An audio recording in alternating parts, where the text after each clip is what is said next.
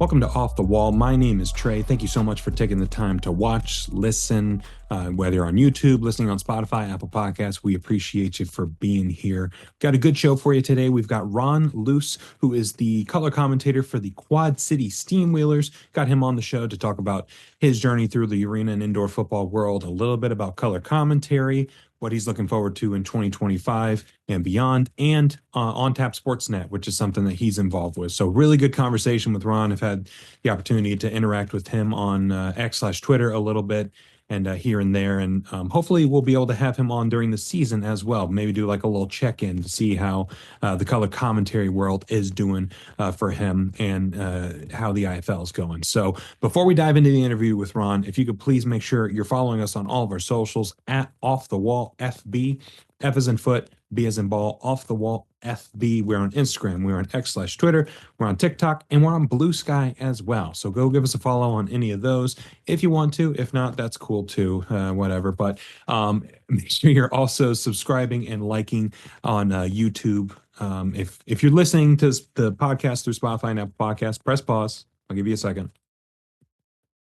Now go over to YouTube, subscribe to the channel, like the video, do all that stuff, and helps grow it out. Again, it's like little by little, we're getting to where we want to be, and it's been really fun seeing the sport along the way. And if you're listening on Spotify or podcasts, thank you, hello. Please make sure you're rating the show 5 stars preferably, and liking the episodes, sharing with a friend, doing all the things and stuff that everyone else tells you to do with podcasts and sharing content and all that. But let's dive into the interview. Here's Ron. All right, joining us on the show this week, we have the color commentator for the Quad City Steamwheelers of the Indoor Football League. He's also a member of On Tap Sports. His name is Ron Luce. Ron, really appreciate you taking the time to hop on the show. How are things with you, and how are we feeling as we start to inch closer and closer to the beginning of the IFL season? Trey, I'm good. I am the closer and closer we inch to the beginning of the IFL season, the more and more I physically itch my skin because I'm ready to get back to vibrant arena at the mark. And especially with the Wheelers opening up at home against Green Bay this year, it's going to be a lot of fun. I've talked to numerous people inside the organization. I think the first question everybody asks is it March yet? So I think everybody's feeling that way right now about the IFL season. Yeah, Quad City had quite a home field advantage last season, so opening up against Green Bay, that's gonna be a fun one.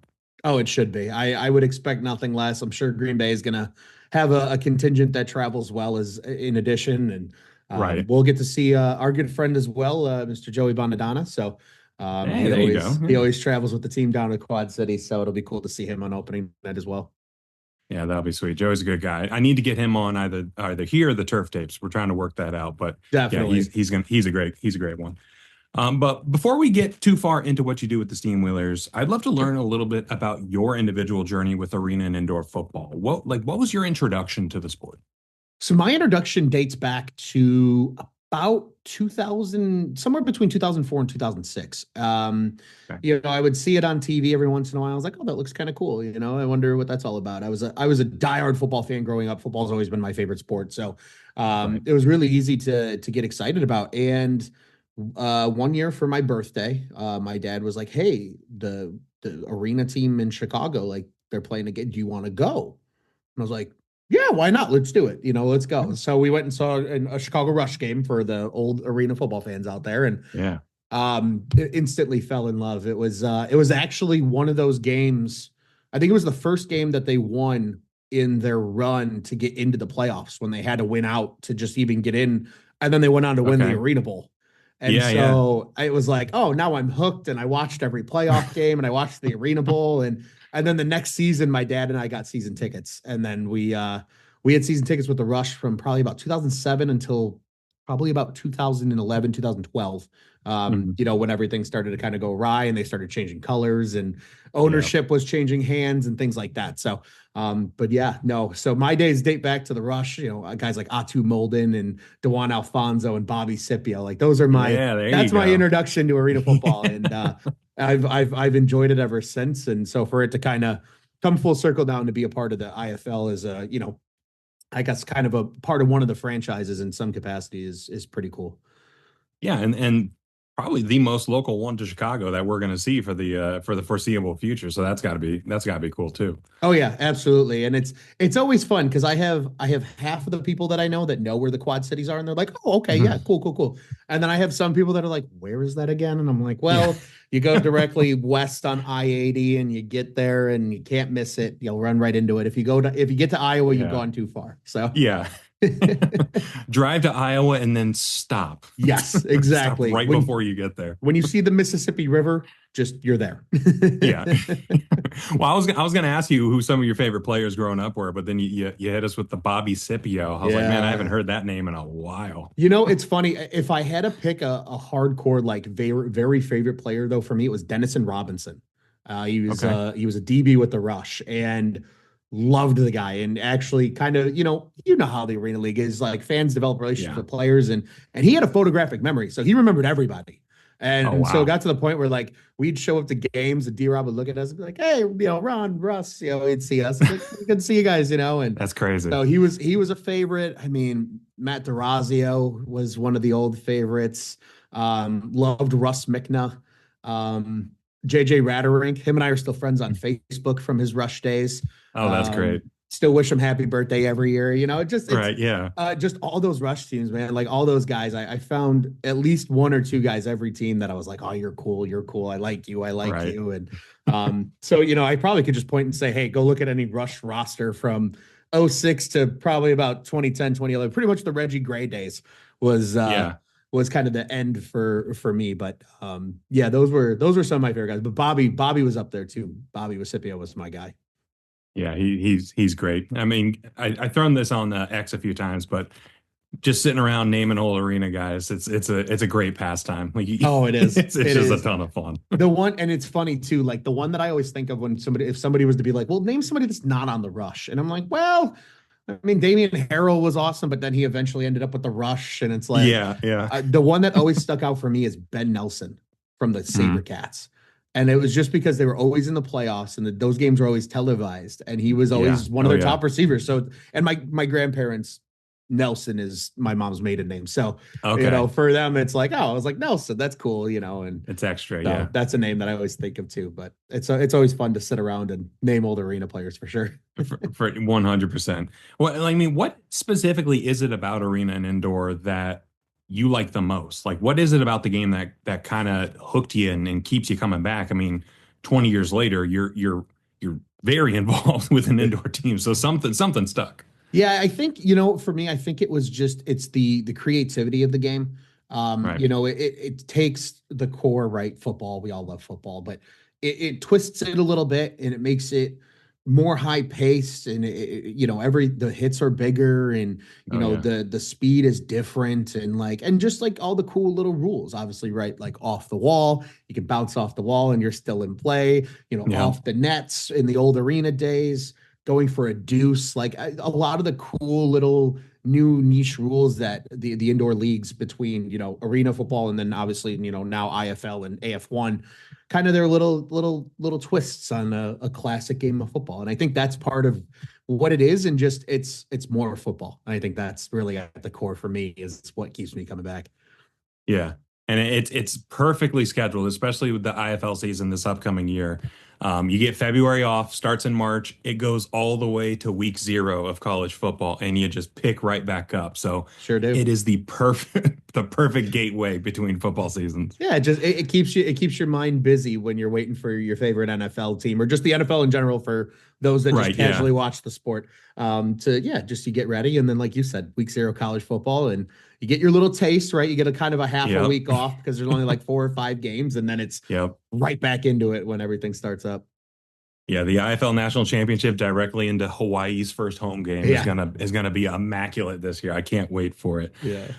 So what were your thoughts on the 2024 Quad City Steamwheelers season? I have my own that I've been vocal about, but I'm curious Sure. what the vibe coming from your side was about how that season ended up and what could have been. I think it was a little frustrating watching from afar. And I think if you asked any of the guys on the roster, they'd probably tell you the same thing. Right. Obviously the home field advantage was insane in the Quad Oh yeah. Cities, right? Obviously the only loss came to Green Bay early in the season and and some big upsets, Frisco and or well, and then Tulsa, of course, they lost to as well. That was I Yep. think I've purposely kind of You blinded blocked that myself one for out. that Yeah, one. as you Yeah. should. Yeah, but like, you had the big upset with Frisco, and Green Bay came the second time and they took care of business. And like I think it's just that team had what it took. Like you look at the receiving core, it was littered with veterans, guys like Raheem Oh yeah. Harvey, Harrington, Kevin Rudd. And then you even look Edward Vander, I think, is one of the biggest Weapon X players in IFL. Yep. And Judd and Mike had their moments of brilliance, and you're like, yes, yes, they can do this, like they It's can play happening. this. Yeah. And the defense even too, littered with veterans. Keyshawn Moore was an awesome, I think, kind of surprise, and I hate to say that, like that it's a bad thing, but Hmm. there was rumblings that he kind of came in late because the Wheelers, were targeting some other players, and he came in kind of late in the season, and all rookie team and all IFL nod, and so I think it was just frustrating because you look at that team on paper and you're like, wow, they should have won more than 8 games, and Yep. it's Yeah. I don't know what it was about the road. I really don't. And I know again, home field advantage in the IFL is a real thing. And, so Hmm. sometimes it is just the case and you catch teams on the right week or the wrong week. But I think just a little bit of frustration. Obviously it was still a successful season, still a playoff berth. And, Right. I think they put up a good fight against Green Bay, especially on their own turf up in Green Bay. But yeah, probably a little bit of frustration. I think a lot of people would share that in the organization and on the roster and even on the coaching staff as well. Is just like, for some reason something couldn't click, win a couple more road games. And I mean, even in going into the last week of the season, they had an opportunity or the last 2 weeks of the season had an opportunity to get to that 3 seed. And who knows what happens if you go to Frisco first and, Yeah. take Yeah. care of business down there somehow. And, but yeah, I think a little bit of frustration, but at the end of the day, it was still such a fun season, and especially at home, like there was just so many good marquee wins. Redrick Terry, my broadcast partner, for those that aren't Yeah. Yeah. familiar, him and I talk almost every day, and I asked him, we were talking about the one day, he's like, man, like we didn't have any snoozers. There were no blowouts in any direction. No. Every No. game was a fight, but that as a broadcaster, that's what you want because it keeps Yeah, everybody for invested. sure. Yeah, you don't want to be up 40 in the fourth quarter looking for things to talk about. It's like, no, It, there were some nail biters it going becomes down to the wire. it becomes a stand-up comedy show when it's a 40-point blowout in the fourth quarter. So Yeah. I'm always for, good football and good analysis when it's a tight game at the end. Yeah, for sure. So, like you said, I think you hit it on the head with the quarterback play. It just got hot and cold at times, Mhm. but quarterback seems to be one of those positions that got a immediate upgrade for this upcoming season with Daquan Neal coming in, and at running back we got Jared Ware coming in, Mhm. Devin Air, Concliffe from Duke City, some really good pieces from other teams in the IFL, plus some really good returning pieces as well. What are your thoughts about the 2025 roster and how that's starting to take shape? Oh, I think right now the one word is excitement. I actually got to chat with the Wheelers front office probably about a week ago, maybe 2 weeks ago now, and we were kind of talking about that, just how the rosters come together, and there's a lot of excitement, especially with seeing what they did last year, and like you mentioned, a lot of key returners. Both captains are coming back in Malik Duncan and Joe Crawl. Ivory Scott Jr. was a huge addition on the offensive line last year. He's back. Um, and then and even some of the new additions, as you mentioned, right? I mean, Concliffe is a monster, can be a part of the run game and the pass game, and I think Oh yeah. the Wheelers probably have like 3 or 4 guys that are like that. If I'm being completely honest, kind of that the Warren Newman role of last season, and Mm. Ware is a great tailback. I believe it's Gino Appleberry is the other guy they brought in. He's a good player as well. And then, of course, the quarterback position is exciting, right? You get the Oh yeah. 2019 IFL MVP, and then you get a 2021 All Rookie player in Demry Croft. It should be a good battle, and I would expect probably there's a chance that Mike Irwin, I think, might get a look at least in camp to Okay. compete. Judd was released for those that follow the transactions page as religiously as I do. Um, but I think there's an opportunity for him to compete as well. It just they've got a very balanced roster this year, and I don't think they're done yet either, especially on the defensive side of the ball. Right. Really kind of that front four. Bubba Arslanian's a I know Alan Arslanian. He'll forever be Bubba to me when I learned Is what his nickname was. Yeah, yeah, But him coming back, but right now it's Chima Dunga and a lot of question marks, right? There's really no DNs on the roster yet. right. So it'll there's still some questions that kind of need to be answered and some guys who could come back from last season. So I think once we get to camp, I think we'll, have a really good feeling about the team. But so far it's really hard to try to contain the excitement about, what the Wheelers should be putting on the field in 2025.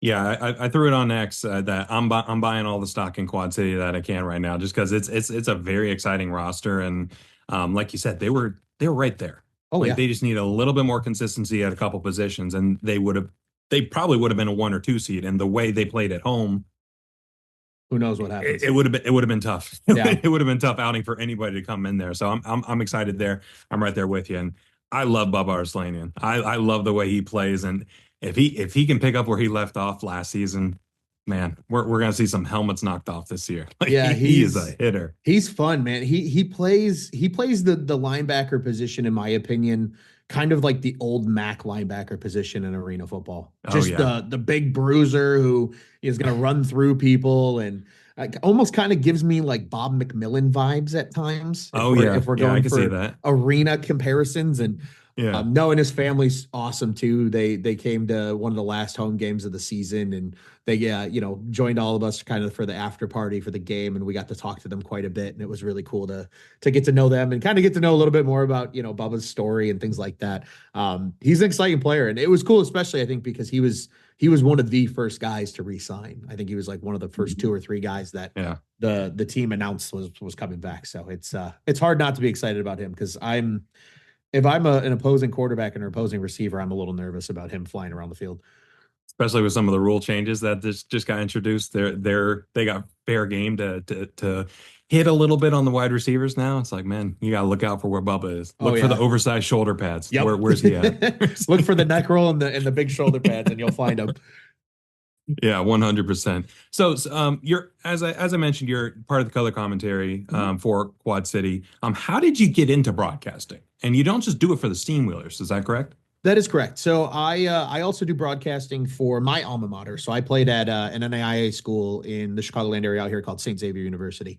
Um, and so I got into it actually because of on tap sportsnet, which I know we're going to talk about a little bit later. But Yeah. so I started doing that and doing podcasts. And for me it's ironic because really all of that stuff stemmed from I finished graduate school and I had free time after work. That's literally where all of it stemmed from. And Yeah. so 2019 rolled around, and I got a phone call from the sports information director at the time at St. Xavier. And he was like, "Hey, reaching out. I've got a play-by-play guy. I'm looking for a color commentary." And the offensive coordinators and most of the coaches that are at St. Xavier currently were there when I played. Mhm. So they listened to our podcasts and stuff like that. And so they were like, "Hey, he's good on a microphone. Give him a call." So Oh, they that's great. offered, and they were like, "Do you want to do color commentary for St. Xavier?" And I was like, "Yeah." And so just did football that year. And ironically, my broadcast partner was Redrick Terry. So that's how we Oh, met. look And at that's that. how kind of fast forward then, before last season, um, Redrick gave me a call because there was just some change of the wind, and people move on from positions and things like that, and family obligations. And Right.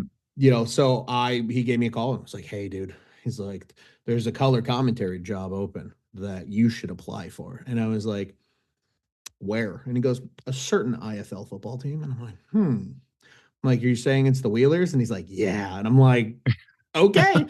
And so sent some film of Redrick and I doing games, ironically, because we've There you continued go. to do like 1 or 2 games a year at St. Xavier together as well. And um, Destiny and James loved it, and they were like, "Hey, do you want to do this?" I was like, "Mhm."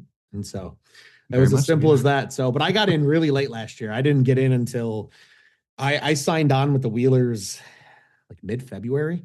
Oh It wow. was Okay. really quick kind of turnaround for me last year. But kind of the cool part about this year is actually being able to kind of ride the off-season wave with the team and know coming in that there's a seat next to the great Redrick Terry open for me. So very excited about that. But yeah, that's kind of how my broadcast journey started was I did podcasts and got an opportunity, and now I love it. And it's something that, admittedly as a full-time profession that I'm pursuing and would love to do for really the rest of my life, as long as I'm of sharp mind and can speak on a microphone. So Yeah, that's so amazing to hear how it was like it wasn't something you were seeking out, but it just kind of no. found you in a Yeah, way. So that kind of makes it a little more authentic. it does. It kind of, I just kind of stumbled into it. Yeah, And once, obviously, I started to do more, and Redrick and I became really good friends and are still to this day.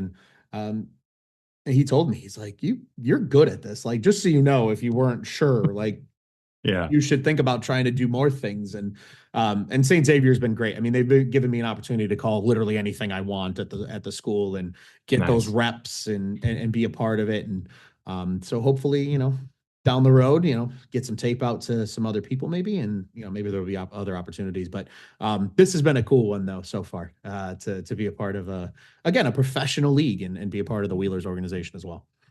Yeah, and Redrick's pretty damn good at his Oh, job too. he's the He is a best. very good. He's the Like best. it's almost ASMR-esque, and when you're Yes, listening to the game, it's like, oh, this is soothing. I just want to close my eyes and it imagine it's is. a radio broadcast. I don't even want to Yeah. watch the game. The great sounds of Redrick Terry. I give him Yeah. I give him crap about that as much as I humanly can. I'm like, dude, your voice is gonna put me to sleep. Like, I need you to yell during games so It's you too wake me up a soothing. little bit. Yeah. Yeah.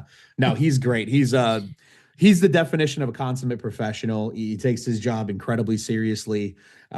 He's always striving to get better, and he does so much. He's kind of a celebrity, truly, of sorts in the Quad Cities, just based on his background. Yeah. He's got news anchor experience and things like that, kind of, and he's from the Quad Cities, and so he's really well known. He does a lot of Rock Island, pardon me, Rock Island sports and things like that. So he's a true professional. It's honestly, he makes my job easy. I can't lie about that. That's how you know he's good. Oh yeah, oh yeah. So play-by-play and color commentary, it's one of those things. It's like the quintessential dudes in the man cave talking like I could do a better job than that guy, which I'm sure everybody has said at some point, myself Sure. included.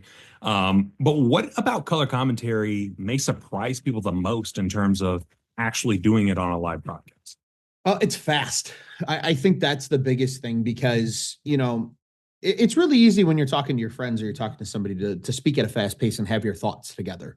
But Right. it's just as much read and react for the broadcasters as it is for the players on the field, for the fans in attendance watching. So you really got to be kind of on your P's and Q's and just be ready to deliver something. And you also, especially in the IFL, and of course when teams like Frisco would go into no huddle out of nowhere, it was like, Warp speed. you're giving me 4 seconds to get in 35 seconds worth of thoughts. So Yeah. it's fast, it's fast paced. And there's a lot of just being able to, it's really easy, especially, I have a lot of people that we've brought on as like podcast guests in my time of doing podcasts. And you get on these, 5 and, a couple minute rants and things like that. It's like, you can't do that in broadcasting. No, It's no. quick, concise, and to the point. And, and especially too with color commentary, and it's great getting to do it now on a more professional stage, being able to break down a replay and pointing out what you saw to everybody else at home, and being able to articulate and explain that for somebody who maybe isn't as sharp about the game of football. So I Right. think, play by play to me is harder, truthfully, in my opinion, because you are telling the story and you need to tell it in a way that is going to keep people engaged. Right. Color commentary, I've almost enjoyed more because I get to be a little bit of a goofball. Like, my goal Mhm. on mic is always to make Redrick laugh on air when he doesn't want to. And you get to kind of add little jokes, and you get to throw a little fun in there and things like that. So I think that's the hardest part though, is it's quick. It's really quick. And Yeah. I challenge is not the right word because it comes off aggressive, but I think in a nurturing sense, I challenge people to kind of bring up an old game or something and watch it and try to just say out loud what you think you'd be saying. It's not as Right. easy Yeah. as people think, but No, again, with yeah. practice though, if you've got the mindset for it and things like that, you can pull it off. But it takes just as much practice as anything else does. Yeah. All right. So the off the wall challenge that we're throwing out there to anybody listening right now, mute the last game of the season from last year Oh and do yeah. your own commentary and let us know how it goes. Yeah, absolutely. That's the Absolutely. challenge. Even bonus points if you can record it and send it to somebody. There you go. Yeah. That's even better. But no, it's, again, and there are plenty of people out there too that I think could do it, and they just either A, don't realize it, or B, are just too afraid to try. Right. And that's really what it is. Like, I still remember my first broadcast. I was nervous, I was shaking. You could hear it in my voice. Now I get Oh on yeah. the, even in the iPhone, my first game, I looked at Redrick before kickoff and I was like, let's pump it, feeling good, but I'm super nervous. And he's like, why are you Yeah. nervous? You've done this how many times? But, Right. once you get into, game 6 or 7 of the season, you're like, all right, here we go. Pop them Yep. on and just get to work. Yeah. Good to go. Yeah. How do you prepare for an IFL broadcast? Is there a specific research or steps that you take leading up to a game that have kind of helped you get a little bit more comfortable before a broadcast? Yeah, so I originally would, when I was doing color commentary at the college level, I would rely largely on like the college program to kind of get my notes and my stats and things like that. Mhm. It has since graduated, and actually I can show you an example. Hmm. Redrick Terry, of course, the great Redrick Terry, gave me these. Hang on one second. And I do what's called a spot chart. And so Okay. this one is designed by Redrick Terry. He gave me the template, and I've used it for. And this is actually from, which game is this from? This is from the last home game of the season, ironically, for the Quad Hmm. City Steamwheelers. But Oh, so there you go. Yeah. it's got all the players and the positions and Oh, names, wow. school, where they go to, and then I can write in whatever notes I want. I've got stats. I've got Very nice. quick notes about the coach. You could see my little chicken scratch because I have to change things sometimes. Yeah. But yeah, so this is how I prep. So this is probably about, and I do both sides of the ball too, so it can flip as well. That's cool. That's really Um, cool. so Redrick Terry introduced me to these, but most commentators have something similar to these. Right. But with mine, it's probably about, let's say, about 3 hours of preparation. Oh, wow. Okay. Usually it's watching probably the last game of whomever they're playing. Usually the last Wheelers game if it's on the road, and then going to their website and praying that you find stats, because again, Doesn't not always every happen. team is good at keeping up with stats, unfortunately. But Yeah. Yeah. um, and then just kind of ripping through the participation. And, that's an easy way to do it. Following the transactions page is a huge piece of it, especially in the IFL. Right. Yeah. And then just being ready for that thing to change 15 times between Friday when I kind of finalize it and Saturday when I show up in Rock Island to meet up with Redrick before we head over to Vibrant Arena. Yeah. Because I'll open my laptop when I get to the Quad Cities and I look, and of course the transactions page gets loaded and they signed a DB and he's going to start. And so we're like, oh, up in here, chicken Who is this scratch. guy? Yeah, exactly. Exactly. So, or even the other team, we had that happen with Frisco. They signed a DB that started that night, like 2 days before the game. And of course, little lag of the transactions page didn't show up till Right. Saturday. So, but yeah, that's my preparation. It's going to a lot of websites and just clicking through and writing little notes, and that's about the Doing your extent of it. homework. Yeah, Doing your exactly. homework. That's Yeah. all You it is. have Just to. doing some homework. But it's fun So homework. That's fun homework. yeah, that's oh no, I have to watch some Oh football and then no, take notes on darn. what I'm seeing. Dang it. Why, God, why? This is the Yeah, worst. real tough gig. But what advice would you give to someone that's looking to break into color commentary, whether it be like a former athlete or a college student, like a journalism guy? Like what would Sure. be something you would advise them? I just learned this piece of advice, ironically, this weekend. So I am a diehard Cubs fan, and I attended Okay. CubsCon for the third year in a row, the Cubs convention that's held annually here in the city of Chicago. And one of the like kind of breakout sessions, I guess it's one of the smaller ones that they have, not the big panels that they Mhm. broadcast on television, was called Broadcasting 101. And it was Miguel Esparza, who does the Spanish play-by-play for the Blackhawks, Bulls, and Cubs. Um, or yeah, Blackhawks, Bulls, and Cubs. And Alex Cohen, who is the AAA Iowa Cubs play-by-play man, and then Lance Brodowski, who does some kind of like studio work on Marquee Sports Network. And it was a piece of advice that I learned so much just from that, even just myself, as somebody who's even been doing Right. broadcasting for almost 6 years now, is just you can do what's called a demo broadcast, essentially, which, as long as you have your own tools, as long as you have a laptop, as long as you have something like this, or a Right. headset if you have one, and then a small little mixer where you can record everything and mute yourself and things like that. You can send emails to all these teams. Hey, I'm an aspiring broadcaster. I'd like to do, this, I'd like to do just a demo broadcast. You'll probably get 10 no's, as the great Alex Cohen said. But if you get one yes, they'll let you come and you just Yeah. record your version of the broadcast. And I would even argue, that might be when you're maybe a little closer to feeling ready to actually like call something that's live. I would say just go ahead and you know record yourself over a game. I know Hmm. that's what I've done before, just to kind of test myself. And there's some other broadcast like platforms out there that you can use where like you essentially can become the broadcaster type thing and kind of test yourself and see how you do.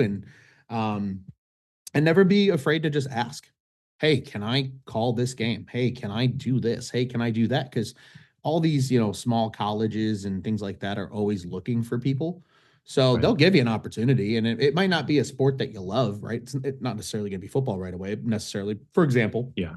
Yeah. Yeah. But Right. if you can call a volleyball game, if you can call a baseball game, if you call basketball, whatever it is, just get that experience and get those reps. I mean, I've probably called well over probably 120 events at this point, Oh, over the wow. last 6 7 years, maybe even more than that, to be honest. And and I still catch myself needing to get better and needing more reps and wanting to do more. Hmm. So it really is just kind of dive in head first. And even if you just do some stuff at home.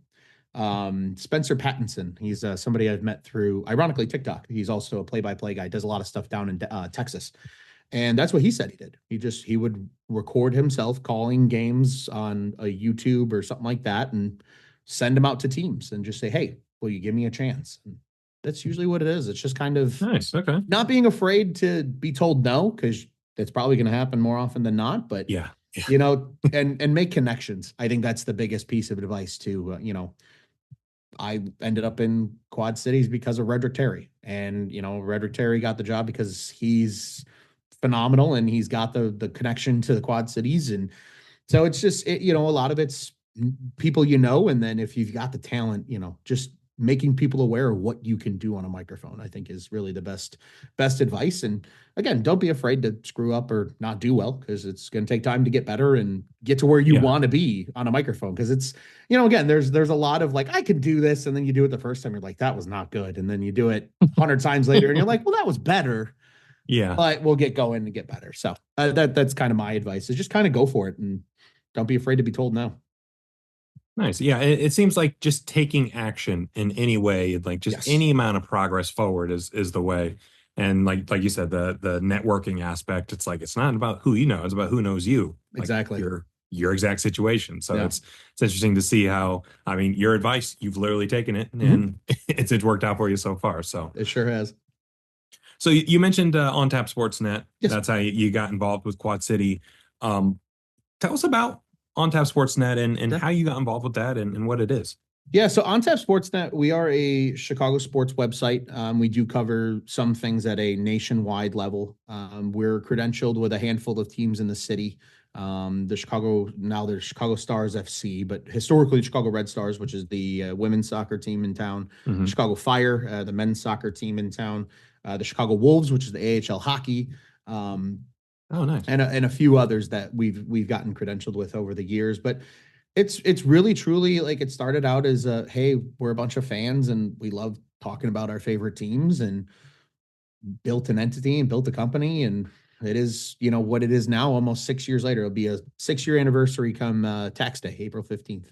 Oh, Was when okay. we launched back in 2019. But for me, it was, I got involved. It was literally, I had free time after the day job, and I was wondering kind of what I was going to do to fill that time, especially during the week, right? Everybody's got to work, so nobody's going out and doing stuff. And So I was just kind of looking for stuff to do, and I wanted to start writing because I would read kind of, different hockey blogs and things like that. I was like, I could do this. Like I could put my Right. Yeah. my thoughts to paper and things like that. And so I started writing for a group called Shy Sports Nation, is what they were called, and I did some Blackhawks writing for them because I diehard hockey fan. Hmm. And I met Tony Marchese, who is our now CEO and owner of OnTap Sportsnet. And he was the kind of site manager. And we started a podcast, and then we eventually broke away from them and started our own thing. And OnTap Sportsnet was born in 2019. And, we've been going almost 6 years strong now. So it was, again, just kind of an accident. It's just something I kind of fell into. But, over the last 6 years, I've been super involved in everything from we've gotten to do cool stuff with going to Goose Island Brewery to do content shooting with them and to try different things and with different teams and all that kind of stuff. So it's a lot of fun, and we love to do it. And all of us wish it could pay the bills every day, but at least in the meantime, it's something that it really is driven just from being a passionate Chicago sports fan. And Yeah. for those that don't live in Chicago, I can promise you it's not a fun time to be a Chicago sports fan, unfortunately. But Yeah. nonetheless, we're all kind of deep down, I think, a little bit we're all a bunch of sickos when it comes to Chicago sports, and Yeah.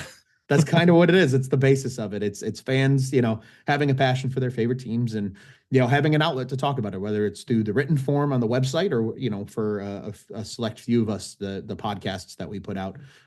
We've got Cubs on Tap, which is our Cubs show. Four Feathers podcast, our Blackhawks show. Bulls on Tap, Bears on Tap, Golf on Tap, you name it. So tons of shows, and now it's become a whole network. So it's Very crazy to cool. see kind of in hindsight now how the whole thing has grown and gotten to where it is. You just touched on it. Chicago sports fandom, a little bit of a tough run the past couple of years. Is not the greatest thing. Mm. Which team do you think starts to turn that corner first here coming up soon, and hopefully start to bring some joy to Chicago sports for a change? I am hoping it's the Bears. I'm hoping. I'm hoping. Yeah. I'm hoping. I'm hoping because baseball, I think, is kind of this weird thing right now in Chicago. White Sox fans are just down and out with Jerry Reinsdorf being the owner. Obviously, the Right. Yeah. worst team in baseball history, and it's been a rough go. That's And tough. Yeah. I live on the south side of Chicago, so I have a lot of White Sox friends. I personally am a Okay. Cubs fan though, so even for Yeah. us, it's been a lot of 500 roughly baseball over the last couple of years, and hoping the Right. team gets there. Kyle Tucker obviously is a fun, exciting move, but it's kind of addition and then subtraction. So don't totally know where the team's going to go, but the Bulls are they're prepping for a full rebuild based on all reports out of kind of the rumor mills. And Right. obviously the Blackhawks are knee deep in a rebuild of their own. So it's, Yeah. especially with the Ben Johnson news and, the Bears finally hiring a coach that like everybody wanted them to hire and not just somebody that was a part of the, Not some the guy. Yeah. options. Yeah. I think everybody in the city, because that's the one thing about Chicago, especially for people that don't live in Chicago or really follow Chicago sports. Obviously, baseball's divided, right? South side, north. Right. Bulls and Blackhawks, ironically, also kind of divided. Like you're either a Hmm. diehard hockey fan for the most part in Chicago or a diehard basketball fan. There's very few that are both.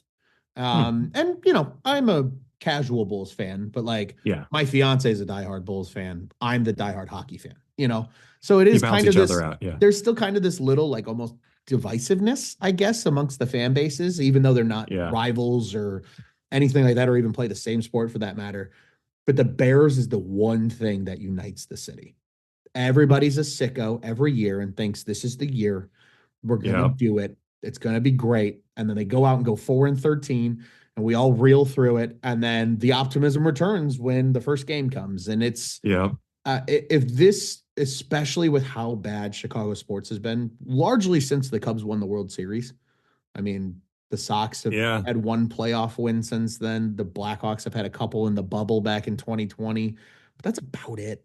So Yeah. if the Bears get to a point where they are serious contenders, and if they do win a Super Bowl in the next, we'll call it 5 years, this city might burn to the ground because everybody's just going to be celebrating for 6 months and nothing's going to get done, and it's Yeah. it's going to be bedlam in the city of Chicago if the Bears win. Because again, it's the one thing everybody loves the Bears.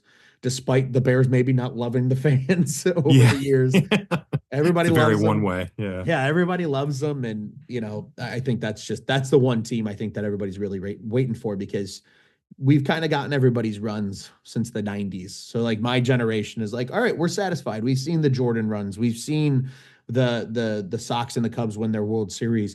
We've seen the Hawks have one of the greatest stretches in hockey history. Oh yeah. Yeah. Now let's go get that Super Bowl so we can stop celebrating something that happened 40 years ago. That's how a Yeah. lot of us feel, I think, in the city of Yeah. Chicago. And I hope it's the Bears. I think they've got the building blocks. Obviously, having Caleb Williams is huge. So hopefully it's the Chicago Bears that turn the tides for the city, because when the Bears are like, it's fun when like one team in the city is good, whether it's the Sox, the Cubs, the Bears, the Bulls, or the Bulls, the Blackhawks. But like when it's the Bears, it's Yeah. different. It It's is just a another whole level. nother beast.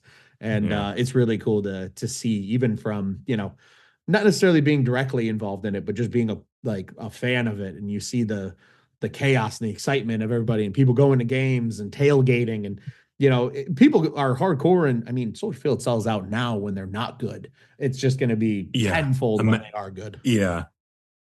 Yeah. It seems like they're the most well positioned for an immediate turnaround. So Definitely. fingers crossed for you, because that's a good point. Every other team had their run over the Yeah. past 30 years.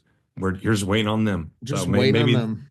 maybe old Ben will be the one to correct things and get things going for y'all. I sure hope so. Then I can forgive Peyton Manning for taking one away from us back in 2007. Oh, Peyton, what a game that was. Well, this has been a blast. I really appreciate you hopping on here and talking indoor ball, talking Yeah, about On Tap. absolutely. Where can people follow you and On Tap Sportsnet on socials? Sure. So, of course, a shout out to the Quad City Steamwheelers. Follow them at QC Steam, I believe, is Yeah. the Twitter handle. Facebook, the whole nine. Oh yeah. And if you live near the Quad Cities, highly recommend getting out to a game. They're an absolute blast, and they're truly fun for the whole family. So highly recommend for anybody that is in the within a stone's throw of the Quad Cities. But I'm Luce on Tap on X. That's probably the place you'll find me the most. Instagram is also the same handle now. I've recently changed that to have some consistency, but and then you can also follow On Tap. We're at On Tap Sportsnet on pretty much every social platform, and then ontapsportsnet.com. Cool. So but yeah, appreciate you having me on, first off and foremost, Trey. This has been so much fun, and again, especially being a longtime arena fan, and being a part of the IFL now, and then obviously following your content as well. So it's really cool to be a part of it and be on this side of it. So but I appreciate you having me on, and appreciate the questions and the commentary, and it's been a great conversation. Yeah, absolutely. Well, my only ask is that you throw in an extra off the wall, maybe in the commentary on You on a got it. game or two. You got it. We'll clip it up. We'll see what we can do on the socials there. But Definitely. yeah, this has been a ton of fun. I'll put the descriptions and the video description and the Spotify, Apple Podcast description, all those socials that you mentioned. That way, people can easily follow you and come say hello. So Appreciate that. we'll stay in contact, and hope you have a great rest of your off season. March will be here before we know it. Definitely. Thank you. And yes, it will be. I can't wait. All right, take care. You too. Have a good one. Big thanks again to Ron Luce for hopping on the show and giving us a little peek behind the curtain of color commentary in the especially in the indoor football world.